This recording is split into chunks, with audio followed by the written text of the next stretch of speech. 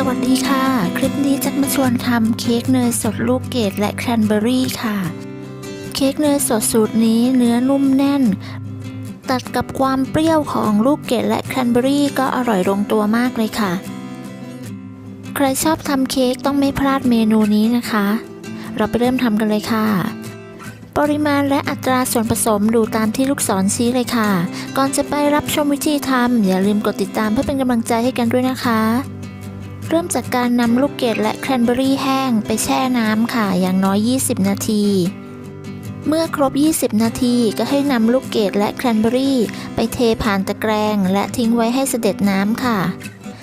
ต่อไปเรามาเตรียมของแห้งค่ะก็จะมีแป้งเค้กผงฟูและเกลือค่ะนำส่วนผสม3อย่างนี้มาร่อนรวมกันค่ะโดยจะร่อน2ครั้งนะคะเพื่อให้ได้แป้งโปร่งเบาและละเอียดยิ่งขึ้นค่ะจากนั้นก็คนส่วนผสมของแป้งให้เข้ากันค่ะต่อไปให้เราแบ่งแป้งออกมา1ช้อนค่ะและนำลูกเกดและแครนเบอรี่ที่เสด็จน้ำแล้วมาคลุกเคล้ากับแป้งให้เข้ากันค่ะเสร็จแล้วก็พักส่วนของลูกเกดและแครนเบอรี่ไว้ก่อนค่ะต่อไปให้เรามาเตรียมพิมพ์เค้กค่ะพิมพ์ที่ใช้เป็นพิมพ์ขนาด15x9แล้วก็สูง6เซนค่ะทาเนยให้ทั่วพิมพ์จากนั้นวางกระดาษรองอบที่ด้านล่างค่ะต่อไปค่ะให้เราเตรียมไข่ไก่3ฟองจะใช้เป็นไข่ไก่เบอร์2นะคะจำนวน3ฟองตอกไข่รวมกันจากนั้นก็ใส่กลิ่นวานิลาแล้วก็คนไข่และกลิ่นวานิลาให้เข้ากันค่ะเสร็จแล้วก็พักส่วนนี้ไว้ก่อนค่ะต่อไปเรามาตีเนยค่ะเนยที่ใช้เป็นเนยรสจืดนะคะถ้าใครจะใช้เนยเค็มก็ได้ค่ะแล้วก็ตัดเกลือออกไปเนยที่ใช้จะไม่แข็งเกินไปนะคะแล้วก็ต้องไม่เหลวค่ะและต้องมีอุณหภูมิเย็นค่ะตีเนยให้อ่อนตัวค่ะใช้เวลาประมาณ1นาทีตีเนยจนอ่อนนุ่มและกระจายตัวดีแล้วก็ให้เราปิดเครื่องแล้วก็ปาดโถค่ะเวลาที่เราปาดโถนะคะให้เราปาดถึงก้นโถนะคะจากนั้นใส่น้ำตาลทรายลงไปค่ะเปิดสปีดความเร็วสูงค่ะแล้วก็ตีเนยและน้ำตาลให้เข้ากันตีจนกระทั่งเนยและน้ำตาลมีสีอ่อนลงมีลักษณะเป็นสีขาวครีมแจ็คใช้สปีดความเร็วกลางค่อนไปทางสูงนะคะใช้เวลาประมาณ4นาทีค่ะ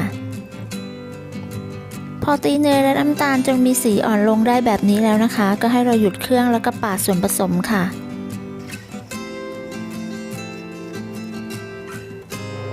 ต่อไปให้เราเปิดความเร็วปานกลางค่ะแล้วก็ทยอยใส่ไข่ที่เราตีไว้นะคะให้ทยอยใส่ไข่ทีละน้อยนะคะประมาณ 4-5 ครั้งค่ะแต่ละครั้งก็ให้ดูว่าตีเข้ากันดีหรือกะเวลาประมาณ 20-30 วิค่ะ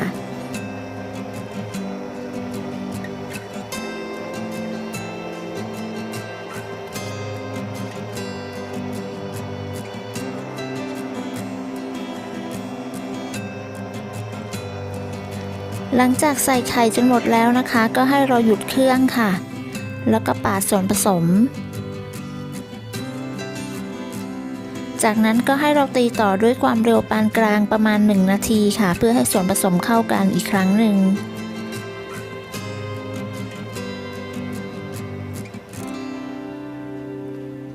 เสร็จแล้วก็หยุดเครื่องค่ะแล้วก็ปาดส่วนผสมในขั้นตอนต่อไปเราจะใส่แป้งสลับกับนมค่ะโดยเราจะแบ่งใส่แป้ง3ครั้งและนม2ครั้งค่ะเริ่มที่การใส่แป้งค่ะเปิดสปีดความเร็วต่ำตีประมาณ30วิหรือจนกระทั่งแป้งและส่วนผสมเข้ากันจากนั้นก็ให้เราหยุดเครื่องแล้วก็ปาดโถค่ะทุกครั้งที่ใส่แป้งให้เราหยุดเครื่องแล้วก็ปาดโถนะคะจากนั้นก็เปิดสปีดความเร็วต่ำเหมือนเดิมค่ะแล้วก็ใส่นมลงไปค่ะนมสด60 กรัมให้แบ่งใส่ครึ่งหนึ่งก่อนนะคะจากนั้นก็ตีต่อด้วยความเร็วต่ำค่ะพอส่วนผสมเริ่มเข้ากันดีก็ให้เราใส่แป้งครั้งที่2ค่ะแล้วก็ตีต่อให้เข้ากัน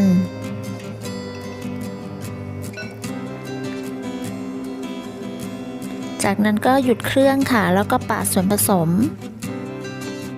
อย่าลืมปาดส่วนผสมให้ถึงก้นโถนะคะเพราะแป้งอาจจะไปกองอยู่ที่ก้นโถได้ค่ะต่อไปค่ะก็ให้เราเปิดความเร็วต่ำเหมือนเดิมใส่นมที่เหลือลงไปทั้งหมดค่ะแล้วก็ตีต่อด้วยความเร็วต่ำค่ะพอเริ่มเข้ากันดีเราก็ใส่แป้งครั้งสุดท้ายค่ะใส่แป้งที่เหลือลงไปทั้งหมดค่ะแล้วก็ตีต่อด้วยความเร็วต่ำเหมือนเดิมค่ะ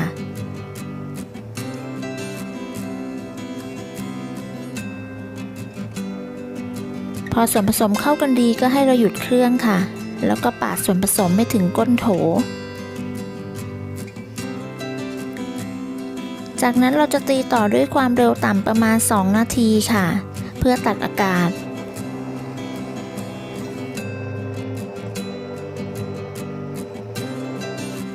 ส่วนผสมที่ได้จะมีลักษณะประมาณนี้ค่ะไม่ข้นแล้วก็ไม่เหลวจนเกินไปค่ะต่อไปค่ะให้เราใส่ลูกเกดและแคนเบอรี่ที่เราคลุกแป้งไว้นะคะใส่ไปในส่วนผสมที่เราตีได้ทั้งหมดค่ะแล้วก็คนส่วนผสมให้เข้ากันค่ะเสร็จแล้วก็นำส่วนผสมที่ได้นี้นะคะไปเทใส่พิมพ์ค่ะเทใส่พิมพ์ทั้ง2พิมพ์ให้ได้ในปริมาณเท่าๆกันค่ะ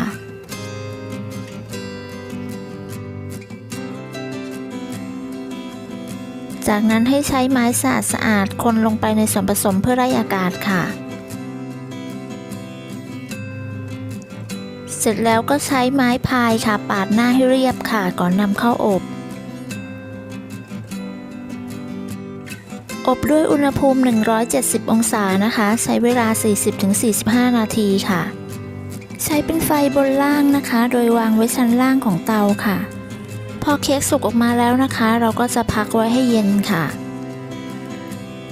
วิธีเช็คสุกก็คือให้ใช้ไม้จิ้มลงไปถ้าไม่มีเศษเค้กแฉะๆติดออกมาก็คือสุกแล้วค่ะหลังจากพักเค้กไว้ให้เย็นแล้วนะคะก็ให้เรานำเค้กไปแช่ตู้เย็นค่ะเค้กเนยสดจะอร่อยมากขึ้นนะคะถ้าเรานำไปแช่เย็นสัก 4-5 ชั่วโมงหรือข้ามคืนค่ะครั้งนี้จะแช่ตู้เย็นทิ้งไว้ประมาณ5 ชั่วโมงนะคะเดี๋ยวเรามาตัดเนื้อเค้กกันค่ะบัตเตอร์เค้กที่ได้นะคะจะมีความหอมค่ะแล้วก็เนื้อนุ่มแน่นนะคะมีความเนียนค่ะเนื้อเค้กจะมีความหวานแต่ไม่หวานมากนะคะตัดกับความเปรี้ยวของลูกเกดและแครนเบอรี่ก็อร่อยลงตัวมากเลยค่ะ